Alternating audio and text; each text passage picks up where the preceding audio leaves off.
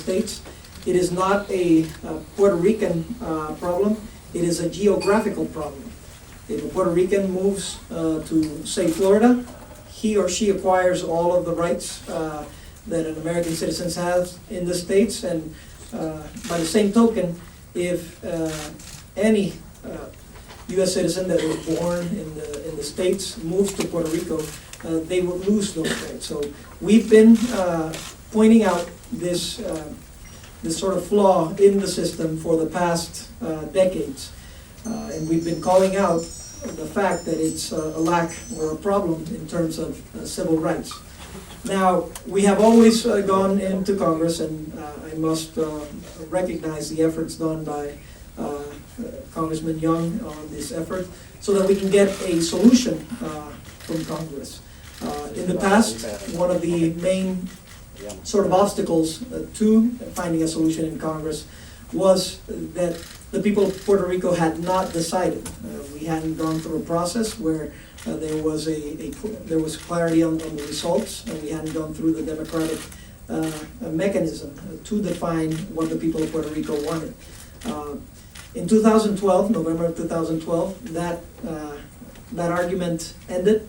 The people of Puerto Rico had a plebiscite where they rejected the current colonial territorial status and favored statehood significantly. Now, not a lot was done after that process, mainly because the administration that was elected in that same election favored the current status. Notwithstanding that, before we got to office, we told the people of Puerto Rico we wanted to embark on another process so that we can ratify those results. And that process was executed last the 11th of June. The results, again, conclusive. People favored statehood, people rejected the current status.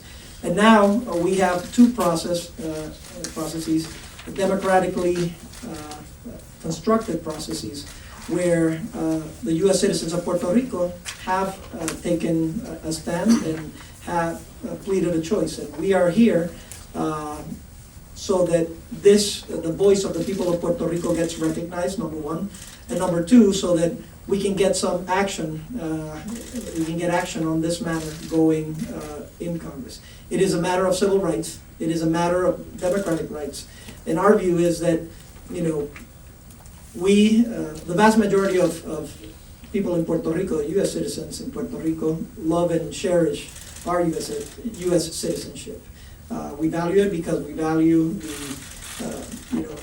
the core beliefs of democracy, liberty, justice, and we want this period of territorial politics to end, because it sort of hinders that effort. More so now that the people of Puerto Rico have expressed their preference, and they want this territorial status to end, and they want to become, and we want to become the 51st state of the nation. So it is our view that action needs to be taken now, that for the U.S. to have a consistent message across the world, going to Cuba, going to Venezuela, going to Syria, and pleading for democracy, it needs to take action in its own homeland and attend to the 3.5 million citizens that reside in the island, that have already expressed democratically what their will and what their preference is. So this is our petition, and we would like to thank all of the support that we've been receiving across party lines, across countries, in terms of the effort, the desire to have a solution to this problem in Puerto Rico.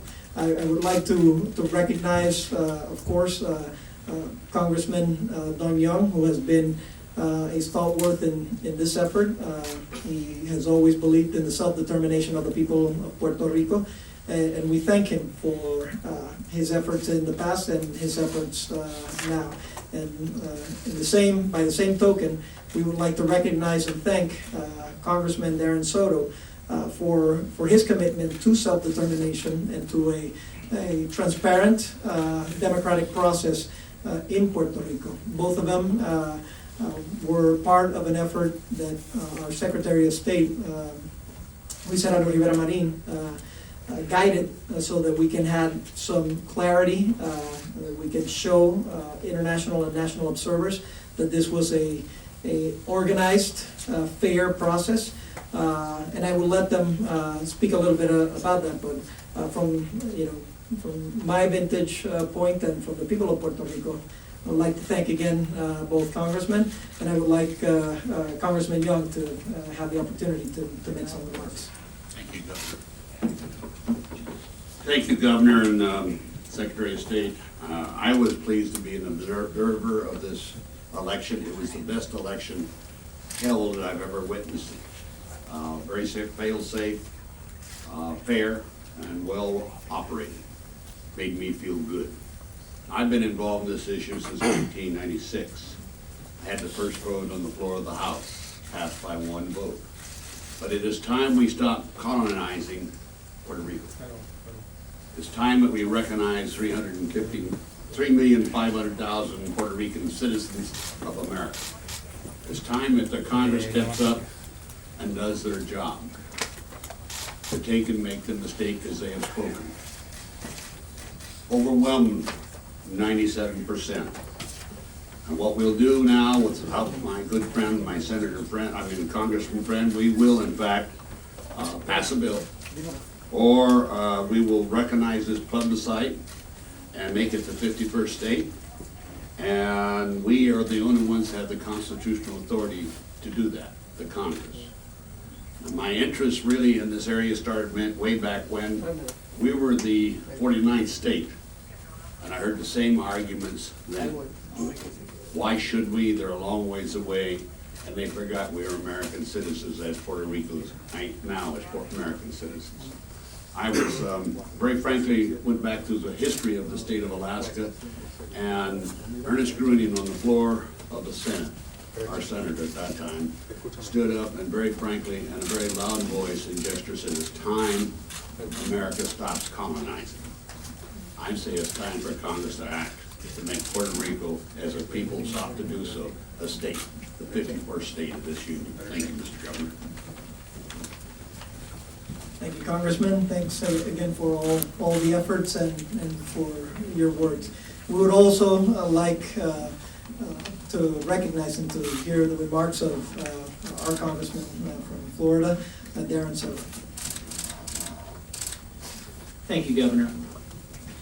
My position from the beginning is still my position, which is that the people of Puerto Rico need to determine their form of government.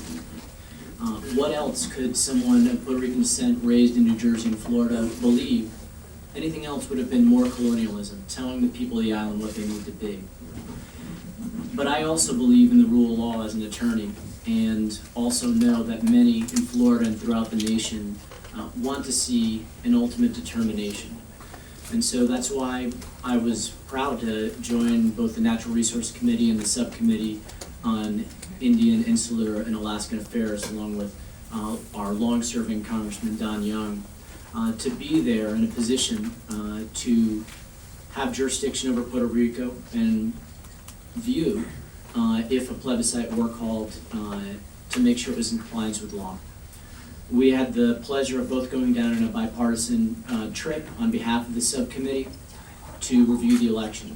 We found it to be in compliance with law. We found it to be accessible to all Puerto Ricans on the island, and we found it to be also duly noticed. That's all we have in the United States is elections and the rule of law. Anything else, we just get down a road where you could call into question any election, from the President of the United States to members of Congress to governors and the like. And so we compiled a comprehensive report that all of you will be receiving over the next few minutes, the Young-Soto 2017 comprehensive report on the Puerto Rico plebiscite that will contain our findings that are prepared for the subcommittee and for Congress. And so now there's only really a few things that remain. A civil rights movement. for equality for the people of Puerto Rico now that they've made their determination. We have a people who serve in the United States military in overwhelming margins, of people who pay their federal taxes, who pledge allegiance to our flag, but can't vote for the President of the United States, don't have voting members of Congress or the Senate. And now it's up to Congress to make their final determination. And certainly, now that the people of Puerto Rico are decided, we'll certainly be supporting their entry into the Union as the 51st state. And going forward, it may be a short road or a long road, but we're committed to making sure the will of the people is exhibited and supported. Thank you. Thank you, Congressman Soto. Thank you for your words, and thank you for your commitment to the people of Puerto Rico. I would also like to take the opportunity to have, the lead effort that was established for the international and national observers. We would like to thank and recognize and hear his remarks. Mr. Jason Emmerich, if you please could. Thank you, Governor. Morning, I was the Executive Director of the Election Observation Mission. My name is Jason Emmerich. I am also an attorney. And at the request of the Department of State and Secretary of State, I formed a joint bipartisan domestic and international observation delegation to audit their voting procedure to ensure Puerto Rico held a free and fair election representative of the Puerto Rican people in compliance with law. Our 15-person delegation consists of the following individuals. Our chairman, Congressman Young and Congressman Soto, thank you so much for your leadership on this. Along with Rhode Island Secretary of State Nellie Gorbea, former Michigan Congressman Thaddeus McConnor, former chairwoman of the Federal Election Committee Ann Revelle, former chairman of the Democratic National Committee Don Fowler, Central American Parliament Deputy Fernando Bautista, Dominican Republic Congressman Elias Serey, Texas State Representative Jason Isaac, Mississippi State Representative Chris Johnson, U.S. Virgin Island Republican Party Chairman John Canagata, former chairman of the Rhode Island Republican Party Giovanni Ciccone, former chairwoman of the South Carolina Democratic Party Carol Fowler, and Laura Bialba, who's with us today from the FEC. Our team, in its finding, found the voting process was overwhelmingly free, fair, effectively organized, and in compliance with law. Election officials were all well-trained and professional. Security was provided at almost every polling location, ensuring that voting was done peacefully. There were no observable signs of political influence or polling malpractice by officials. And while there were some relatively minor issues, a vast majority of the voters were able to efficiently cast their ballot without any serious impediment or disenfranchisement. In those instances where there were minor problems, they were resolved quickly, and the procedures and the fail-safe mechanisms, as Congressman Young has mentioned, worked exactly how they were designed by the Election Commission. Over the course of our mission in Puerto Rico, we met with top officials from the Puerto Rico State Elections Commission, including its president, Lisa Garcia, its chief information officer, Maria Santiago, and individuals representing each of the three political statuses that were on the ballot. The day before the election, we learned about the island's electoral system and the specifics of the particular plebiscite. This seminar covered topics including the legal and constitutional framework of federal laws regarding Puerto Rico's political status, past plebiscites and their results, the nonpartisan voter education campaign in this plebiscite run by the Election Commission, voter registration, absentee voting, and mail voting procedures, and the electoral law and regulations for the implementation of this past plebiscite. Additionally, we were educated on the digital vote counting technology that is used in Puerto Rico and learned the significant measures taken by the Election Commission to ensure the safety and security of the election results data. Prior to Election Day, the mission also had the opportunity to witness early voting in two distinct institutional contexts. First, visiting correctional facility and watching the inmates vote, as well as the vote to ensure that hospital patients had the right to vote and exercise their constitutional rights, even though they couldn't get out on Sunday. On Election Day, we divided into groups and covered Puerto Rico's 8 senatorial districts. We visited over 50 polling stations throughout Puerto Rico and took detailed notes on the live voting process in action. Observers also had the opportunity to visit a permanent voter registration office location, which provided voters the opportunity to replace any electoral ID cards the day of the event up to 30 minutes prior to the close of the polls. Furthermore, the Puerto Rico Election Commission appeared to have the resources and independence to conduct a successful event and the delegation congratulates the U.S. citizens of Puerto Rico for exercising their constitutional right to vote and expressing their choice on the future of Puerto Rico's status.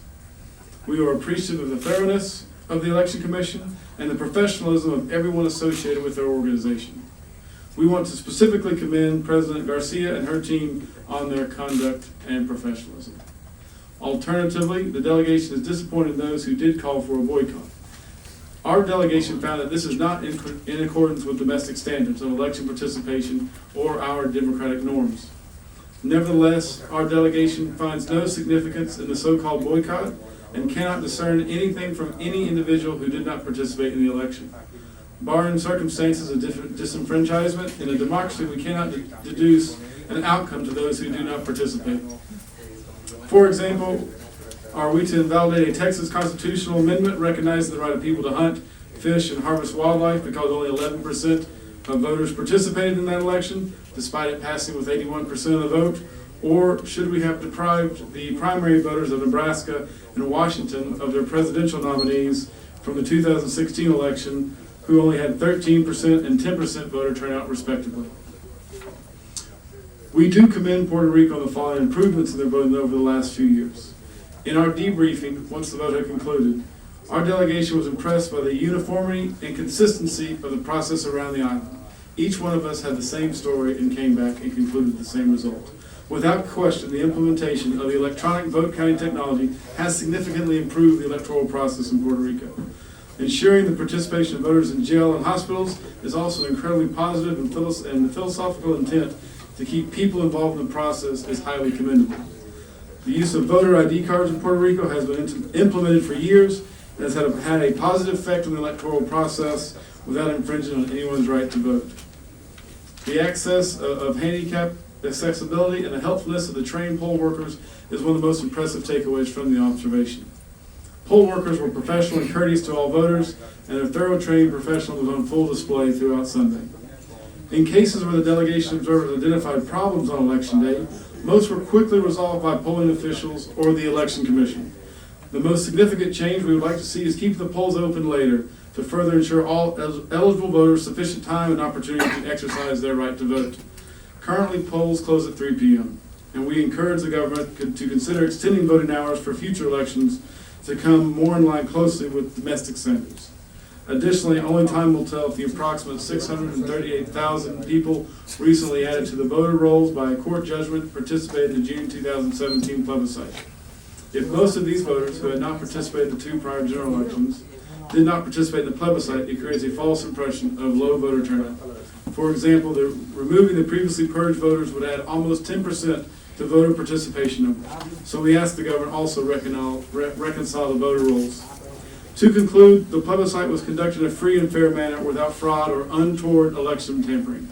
Now that the vote has concluded, our delegation is confident in the reliability of the election results. To that end, our delegation was not there to support a particular choice, as we represented many differing political opinions and only came to validate the outcome and the process. Thus, the result should stand as it is without any question to the integrity of the process and the self-determination of the people of Puerto Rico. Our team determined that Puerto Rico meets, and in most instances, exceeds the norms of domestic and international election procedure. From a delegation perspective, we found there were no infringement or impediments to anyone's right to vote or reason to invalidate the plebiscite of the process.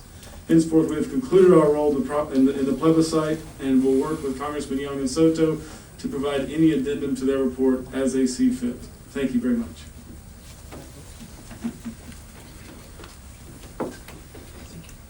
Thank you, Mr. Emmert, and once again, thank you all. We would like to just add a few points. We've had several meetings since arriving here to Washington, and we'll continue to do so as well. We would like to thank all of those that are receiving these results, and just for the benefit of the people that are here or watching at home. Here are the results of the preliminary results that have been certified by the State Elections Commission, where it shows that 97.18% of those voters chose statehood, whereas only 1.5% of the voters chose the current territorial status, and the Free Association and Independence alternative, and 1.3% of those voters chose